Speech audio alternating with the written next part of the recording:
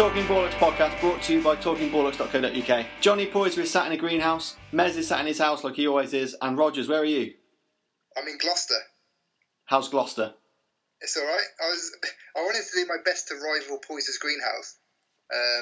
And Gloucester was the best you could come up with. It turns out that actually, despite the fact there's no football team here, they do actually have the internet. All they need is a shed and you're up there with Poyser. Okay, right. Just a quick run through for you. We've got our usual quick fire run through of the Premiership games, and then we're going to keep up our new tradition of the in-depth Championship review, because that got some really good feedback on how in-depth it was last time. And then we've got a talking point about how we feel we can improve football. Poyser mentioned last time about having a moat with crocodiles to improve football. We've got our own ideas. And then, of course, Poyser's story is going to finish us off. So I'm going to throw it around for the Premiership roundup. And first of all, we are going to come to you, Rogers. Okay, so I'm going to start with Villa versus Swansea. Obviously, the main talking point from that game is that Sherwood no longer exists as Villa manager. I've only been banging that drum for like 10 weeks. Yeah, I think all of us weren't too sure of his managerial capabilities. I mean, it pretty much boiled down to the fact that his tactic was that he was just going to keep swinging. Which as a football manager isn't great, because that's pretty much the same as the opponents of Homer had in The Simpsons when he was a boxer. You can keep swinging, but you're never going to knock Homer out unless you're Drederick Tatum. And Villa are not Drederick Tatum. They have 4 points. As for the game, though, both AU scored. That's actually the second time they've done that. They both did it in France last year, I believe. And Sigurdsson scored a hell of a free kick to give Swansea the win 2-1. Sounds good. Ties into the quick fire. I'm going to just have a quick talk about Bournemouth Spurs. Spurs seem to love scoring goals at the moment. Bournemouth went 1-0 up very early on, and all of a sudden everyone was saying, who's Wilson? We never needed him anyway. And then they got Harry Kane. Things carry like this. Are we going to have Kane and Vardy for the Euros? Did I say the score? I don't think I did. Spurs won 5-1. We're going to go to Mez. Yeah, I'm going to briefly talk about Arsenal-Everton. Arsenal beating Everton 2-1. I really thought that Arsenal were going to struggle in this game, especially after their heroics in the week against Bayern and their win against Man United. But I think it just goes to prove that when you've got Cazorla and Ozil firing on all cylinders, Arsenal do seem like they can beat anyone. So, as an Arsenal fan, long may it continue. Also, I noticed that that's Ozil's 7th assist in 9 games, which is, 12. I'm going to edit. I believe he's also broken a Premier League record as well. He is now the most consistent assister in the Premier League. It's a nice little factoid. Poyser, tell us about Liverpool-Southampton. I am so glad I only tuned in for the last 10 minutes of that game. The big talking point with it, obviously, is it's Jurgen Klopp's 3rd debut, it seems to be. All the panpipes were out and the fanfare was around for him for his Premier League home debut now. But the only thing was it ended 1-1. It was really nice to see one thing. Mane got sent off. And that was nice to see. But what I mean is, what's because Koeman was looking at him like a death stare.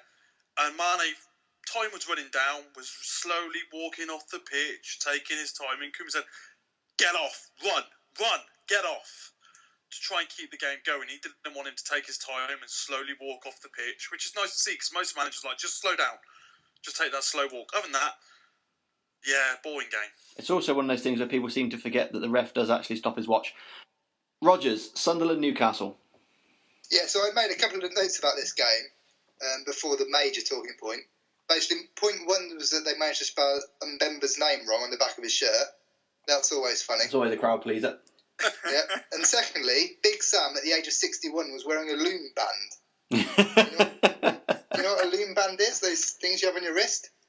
I can only assume... Why is he wearing that? Well, let's assume his daughter made it for him and it's a good luck charm. You need all the luck you can get when you're at Sunderland. Yeah, but he got that today. That leaves maybe he was wearing the loom band, you see? Yeah. Major talking point is the sending off just on half-time. It's a difficult one for me, and even more difficult for the referee because he's the one who's got to do it. There's Fletcher in on goal, and Colaccini comes across, gives him a shoulder badge, and then Fletcher goes down. Is it a foul? Did any of you see it? I saw it, and I think that a striker is always going to... Well, it's one of those ones where if it doesn't get given, everyone says, outside the box, that's a free kick. Yeah. So it's the most impossible decision because the ref, if he thinks it's a penalty, fair enough, because I think it's pretty 50-50. If he thinks it's a penalty, it's a penalty. But then he has to send Colaccini off, and that is not fair. I don't think he did. No, he had to. Because the goalkeeper was about to grab the ball. So it was no longer, in my mind, a clear goal-scoring opportunity. It's not last man anymore, is it? It's clear goal-scoring opportunity. It is, but that goal-scoring opportunity was taken away when Colaccini barged him off the... Yeah. And I think the point they were making was that he would have got to the ball and knocked it round. Was it Elliott? Yeah. Yeah. I made a quick note on that, and it's Sunderland and Newcastle are 18th and 19th respectively. There's, let's face it, even without saying their name, there's only one big team in the North East now. Also, is time running out for McLaren? It's got to be, surely. I don't think so. I think he'll stay for the whole season. I don't know. All the change at the bottom. I mean, Villa have now got rid of Sherwood. Allardyce is coming at Sunderland. I mean, why wouldn't Newcastle try and turn their luck around and get rid of McLaren? Who is there that could go in? David Moyes? Yeah, let's give the jobs to British managers, because look how well that went last time. Moving on. Exactly. Norwich West Brom finished 1-0 to West Brom, with Rondon getting his second goal of the season. And following on from what we said last time about owners taking over, I think it's just a matter of time before Delia decides enough is enough. Get me on there. Mez, Leicester Palace. I bloody effing love Jamie Vardy. He is doing wonders, miracles for my dream team this year. As regards to the game, it was actually a good contest, and you can tell that both Leicester and Palace are the two real surprise teams this year, along with West Ham. It's back and forth, really good. The two real surprise teams, along with one other. Sorry, go on. Sorry, three surprise teams. But no, it's a really good game, back and forth. But yeah, Jamie Vardy at the moment. Stop throwing out the cliches, Mez. I love it. I love a cliche. Sorry. Can I just say on the Vardy goal, he took that remarkably well. Like, he dinked it over the keeper and then smashed it in. It wasn't just any old striker. That was Jamie Vardy scoring that goal. It reminded me of Messi when he beat Almunia in the Champions League one year, where he dinked it over him and then put it away. That was a really good finish, I think. And Jamie Vardy's obviously listening to this, and if you'd like to take that sound clip, Vardy, of you being used in the same sentence of Lionel Messi, you're very welcome to it. All right, it's going to happen more and more often if he keeps performing like this. Yeah, but he's got 10 in 10 now, is it? Is he a surefire starter at the Euros? Nope. He's played for Leicester, doesn't he? Well, he's joined a list. Did you guys see the list of players that he's joined? For 7 goals in consecutive games. It's amazing when you think you've got Van Nistelrooy, Sturridge, Steen, Wright, Shearer, Henry, Adebayor, Vardy. Wow. I expect him to be linked to Liverpool in the summer. Nice. But it's also one of those things that whenever you're talking about footballers and being on a list, it's really hard not to joke about Adam Johnson. Anyway, Poyser, tell us about Manchester United and City. I'm so glad I came round your house to watch this today, Hona. Oh, you were very welcome. You were a good house guest. We had a laugh about this and we were enjoying ourselves while watching the game because, my God, that was a boring game to watch today. Yeah. I don't think there was a decent attempt on goal until Lingard hit the bar in the 85th minute. But both teams will be happy with the draw, I think. And I think that game can be summed up with Demichelis coming on for Yaya Toure. That tells you everything you need to know about how much both teams wanted to win that game. Okay, moving on. Rogers, Stoke Watford. Okay, so what I want to say about a Stoke game is that Stoke are consistently inconsistent. Do not bet on Stoke. They don't win in 5, then they win 3 in a row, and then they lose 2-0 at home to Watford. However, if you're a Stoke fan, I don't think you can be too disheartened. They can now field a team that includes Afellay, Arnautovic, Shaqiri and Bojan. That, although admittedly dubious, is 5 Champions League wins right there. If you compare that to the players they had when they first got up to the Premier League, with Rory Delap, Liam Lawrence, Dave Kitson and Ricardo Fuller, they've just had a few championship titles and a couple of FA Cup runners-up medals. Stoke fans must be over the moon with the squad they have these days. I've got to admit, it is weird when you watch Match of the Day and you listen to it and then the commentator says, Shaqiri to Bojan. back to Shaqiri, it's like, hang on, what the F am I listening to? Well Bring said. out all the... So do we think this is typical Mark Hughes where it's everybody else's fault except his? Probably. Okay, good. Well then, Mez. Sorry, I was trying to think of... I didn't hear what he said after the game. Did he complain about something? No, I don't know. That's where I was just speculating. It's always good to start a rumour because obviously lots of people in football listen to this. Mez, talk to us about West Ham and Chelsea. Well, I was going to talk to you about this, but I'm just going to laugh for the next 30 seconds, if that's all right. That's fine. You sound happier about this result than you do about Arsenal's results ever. No, again, another good performance by West Ham, playing the attacking football that we talked about last week. But for Chelsea at the moment, it's just getting embarrassing, isn't it? I mean, I didn't listen to Mourinho's post-match interview, but I assume that he blamed Wenger or the physio or I don't know, the kit man this week or something. But he didn't give a. Didn't talk to the press, did he? No, he said Gary had to do it. I mean, you would send your captain, but he's the biggest bottler out of all of them. whenever Chelsea lose, never see John Terry. If they win, first person there, shin pads and everything. Well, he puts his kit on, doesn't he, so he can go and do an interview. Well, Slaven Bilic has got West Ham to third in the league. Let's give them a bit of praise because the start of the season they lost the qualifier for the Europa, didn't they? And now they're third in the league. And he's beaten the big teams as well. I mean, David Moyes had never won away at one of the big four, traditional big four. Bilic has already done that. He's already won at Anfield. He's won at the Emirates. He's beaten, obviously, Chelsea this week. Well, let's play a little bit of devil's advocate and let's assume that West Ham keep up this amazing run and they finish third. If Andy Carroll is a bit part player or starting every game or whatever, if West Ham finish third, is Andy Carroll in the England team? He's got the Fellaini effect, hasn't he? If you need a plan B, there's nothing that says plan B like bringing on Andy Carroll, is there? Well, exactly. I think he gives like Hodgson a real different option. I would take him definitely. Poyser? Do I think Andy Carroll should be in the England squad? No, absolutely not. Who are we going to drop for him? That's the big question. You got Vardy, you got Kane, you got Rooney. As much as he's not in form, he's still a great player to take as a leader, as the person who's going to be the main person for the squad to look to. There ain't no room for Andy Carroll. I'd drop Rooney.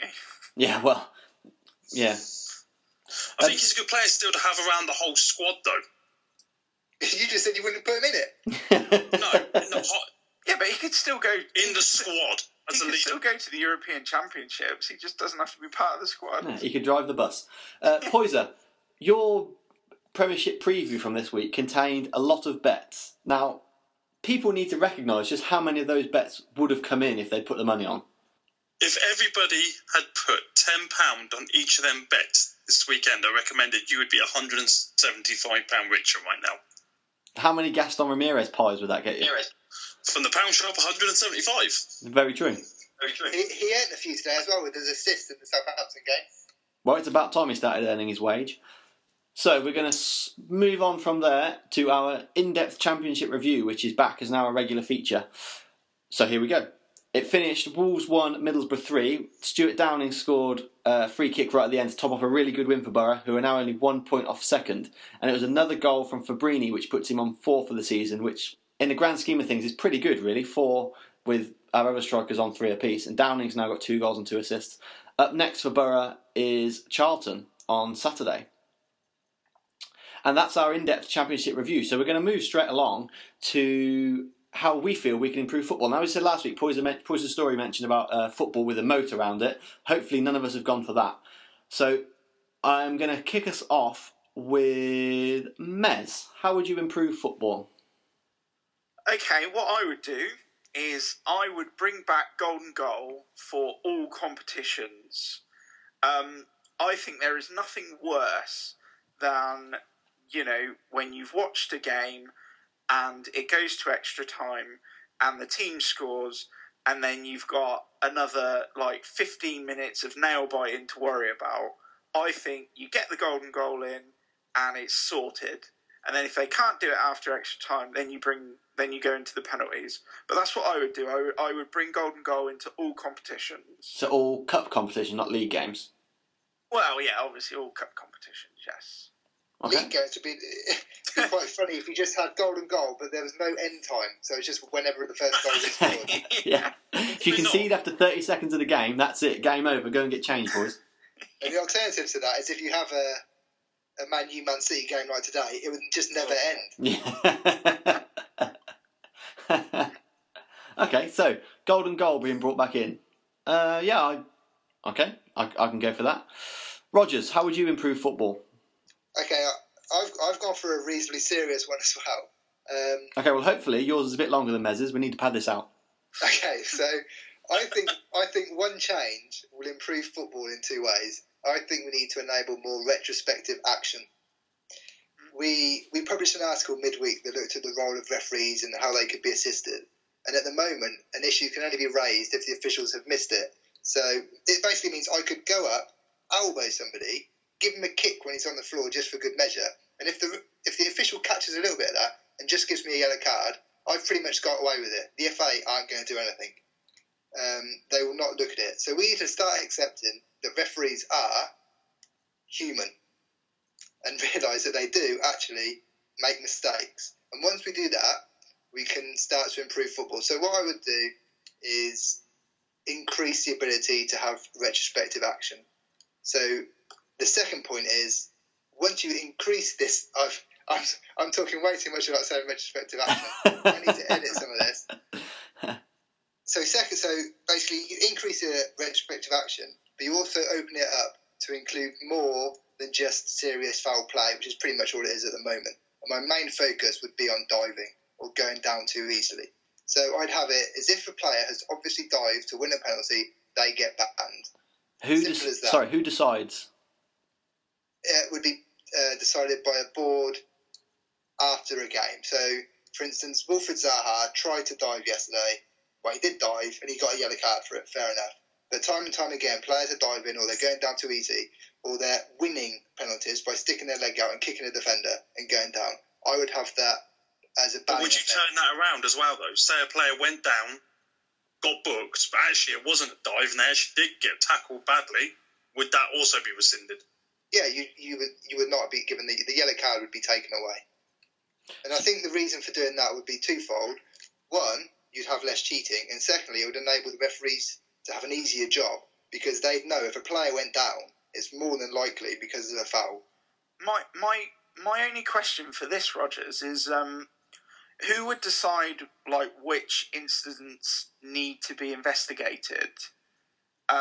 Because if you think about it, is it going to be that the teams appeal against certain decisions, or is it going to be somebody that has to go through and rewatch the entire game? I think I'll do that job. I'll watch the entire games again as a job if you want. Exactly. I think the FA have got enough money that they could pay someone to watch the game. So the guys go, oh, he's dived there, 3-game ban. Well, isn't there a fourth official who doesn't really do much other than write down the subs' names? Couldn't he watch it and write down the points of, oh, there's a dubious one there? He could do, and then he could send it off to referral, and then the guys in the office can go, yep, he's definitely dived there. He's been silly. I'm giving him a 3-game ban. He's being silly is a 3-game ban. Yeah. He shouldn't have dived. He shouldn't be cheating. We want to see a fair game. We don't want players winning penalties. We want fouls. we want you. If you've got a penalty, we want you to have been chopped, mate. Yes, that's it. If someone gets taken out completely, that's a stone waller. You want stone wall penalties. You don't want these flippy, flappy, flimsy penalties that get given these days. Don't forget, folks, Rogers is still running for FIFA president. So, you can make these changes happen, ladies and gentlemen. Exactly. Yeah. If it's not stone wall, if both legs haven't been taken out, it's not going to be given. A vote for Rogers is a vote for football. So I'll give you one example here. One thing. So, there was in the game earlier on today, there was a handball in the penalty box. No penalty was given. That player would get retrospectively punished for that. But what about the other team that didn't get the penalty? There's nothing you can do about that. You can't. That is a How's slight that fair? flaw. Well, it's not fair, but it would stop it in the future. It's a way of eradicating it from the game. So if you know that you've dived and you're going to get banned for that, you're not going to do it again because you're thinking, I'm going to miss 3 games if I take this too far. Them 3 points might have just kept them in the league and relegated the other team. Yeah, but the handball one is a separate issue, isn't it? I think this is a way of combating diving. In general, in diving and everything, but it might be too late by that point to do anything. Okay, well... Unfortunately, I haven't got a time machine. Poyser, how would you improve football? Well, I could do the way you said last week where referee just tosses a coin, but I don't think that would work, to be honest. So I went with the idea of more goals equals more points. It works really well for rugby. So, for instance, if a team scores 3 goals, they get an extra point. For instance, yesterday with Arsenal, 2-1 up. Would they have maybe pushed that a little bit more for a 3rd goal? If they could have got that extra point, I think so. It could change the season. It could make it more exciting for teams. Yesterday, no team scored more than 2 goals. So would you say... Some of the games are pretty boring. So you get an extra point if you score a goal, but what about that rugby rule where if you lose within a certain amount of goals? So let's say if someone lost by 1 goal, they would get a point or something, or just for amount of goals scored? Just for extra goals scored, I would say. I would argue that in the Arsenal example, a team is more likely to defend the 3 points they've got rather than push for 4 points when they could leave themselves open at the back and then lose 2 points. Potentially, yeah. But wouldn't that make it more exciting if they were? For us as a neutral fans? No, but what I mean is they will sit back, so they won't make it exciting. Yeah. True. Yeah, I see your point. So you're trying to ruin football again. Last week you tried to, here we go. trying to sell it off to the world, and now you're making it more boring. I think it would be more interesting to have more goals out there. I mean, there are games when it's just teams are winning 2-0 and they just go, you know what, it's 80th minute, we're winning 2-0, foot off the gas, let's relax, let's just see this game out. And if that incentive was there to get that extra goal, they'd probably push for it further, wouldn't they? They'd go for it. See, I think what they should do is that if a game... Hang on a minute, you've had your chance, mate. I've got another one, though. All right, go on then. Another one. How about going on Poyser's thing, trying to make football more exciting? I don't want to know about you going on Poyser's thing. How about if it's the 80th minute and the game is still 0-0, we bring in multi-ball into the How about that? 5 footballs on the pitch at once. I'm going to stop this now because it's getting daft. I'm going to tell you how I'm going to improve football. I'm going to improve football, and I'll have to petition Rodgers when he's the boss, that we should instate rolling subs. Now, can you imagine the sheer chaos if it's the 89th minute and it's 0-0 and a team needs to win to stay in the league? Rolling subs. Right, pull the goalie off, get another striker back on there. I don't know, maybe someone's come off earlier. The corner comes in, it gets cleared, doesn't go out of play, and then someone has to scramble back and try and defend his line. It also brings into the point where if someone concedes a late goal because they're sitting back, then they pull off 3 of their defenders, so to speak, phrasing, and then put on 3 strikers because they want to get up the other end and score. I think it would make it more exciting if we had rolling subs. I have one question for you. I will answer it. You said you were going to approach Rodgers about this when he becomes FIFA president. Yeah. I hope there was no bribing involved in that. I like how your whole question had nothing to do with the point I just made. I actually don't see the rolling subs as a necessarily bad idea because sometimes you take your defenders off and then you score and then all of a sudden you want to hold on to what you've got, so you want to put the defenders back on. So I can see what you're going with there. But in terms of taking the goalie off, they just take so long. Someone's got to put a kit on, put the gloves on. Well, no, because the goalie would come off and then an outfield player would come on, almost like when you pull the goalie in hockey. It's rolling subs. I think we could just go down the route of last 5 minutes, just take the goalies off and stick a defender in goal. Are they allowed to use their hands, or is it heads and volleys rules? Okay, well, you've heard how we think we'll improve football. Let us know on Twitter @Talking Ballocks or on the Talking Ballocks Facebook page what you would do to improve football. Poyser, last week was a stormer of a Poyser story. Finish us off this week. Okay. We all know who Carlo Ancelotti is, yeah? Yes. No. He's been out of management for a little while now. Has anyone heard that he's got a new job? No. No. He's actually going to appear in a film. Okay. He has won to do a small part in the next Star Trek film. Is this true? Carlo Ancelotti in the Star Trek film. Is that true? What is that all about? Yeah, 100%. It's a little cameo appearance that he's going to make. I don't even know how to react to that. He got it by his good friend was Zoe Salander. Who's that? How did that happen? I have no idea. He's got good eyebrow acting. He's got to be like a member of the Federation or something, right? I honestly don't know. He's just a cameo appearance, is all it's saying at the moment. But how on earth has he managed to get into that? He got into Zoe Salander. Steady now. Do you mean Zoe Saldana? Saldana? Rather than Zoe Salamander. Salander, Salama. Salander, isn't it? Oh, okay, I might be thinking of a different person. But yeah, so that was a little one I found out today, and I found that quite amusing, to be honest. But the other one I was going to tell you guys about quick, has anyone seen about Bastian Schweinsteiger this week? I'm sure you've all seen it. Oh, I've seen this. This is brilliant. Yeah, I think so. But tell us anyway. A toy maker has commissioned a doll that looks like a Nazi soldier and called it Bastian, and it's exactly mirror image of Bastian Schweinsteiger. Yeah, how did they think? Like, where's the logic in that? I haven't got a clue. Have you guys seen the picture of the doll? Yeah. Like the finished product? Can we put one up on the Talking Ballocks Facebook page so people can see it if they haven't? Yeah, definitely. We're going to order one. We'll give it away as a prize. Yeah, absolutely.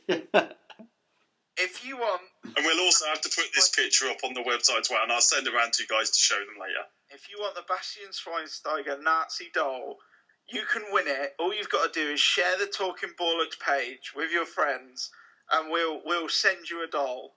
It's a new Okay, promotion special disclaimer, we might not send you a doll.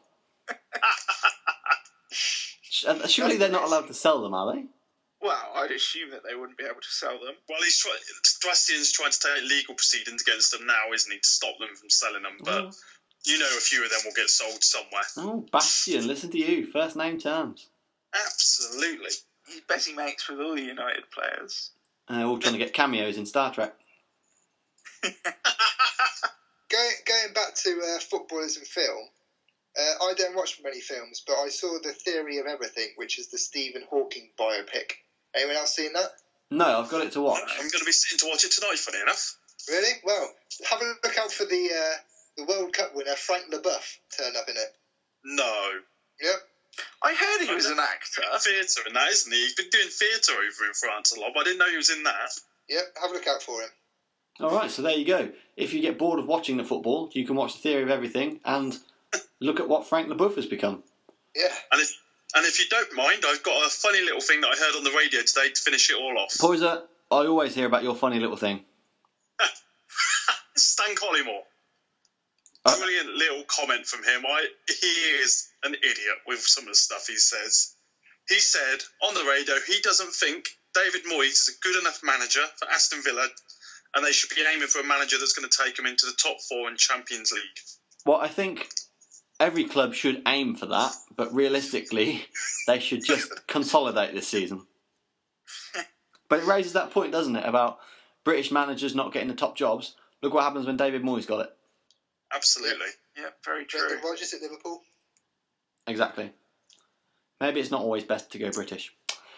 Anyway, that does us for this week. Can I just say, Poyser, you said, I'm going to share this image as well. The image that you sent to us in our WhatsApp group. How's anyone going to know what you're on about? I said we'll share this image as well, and I'll send it around to you guys so we can share it later. Well, that sounds like a good place to end. Don't forget, check out the website, talkingballocks.co.uk, at Talking Ballocks on Twitter, and Talking Ballocks on Facebook. Have a good week, and we'll speak to you next time.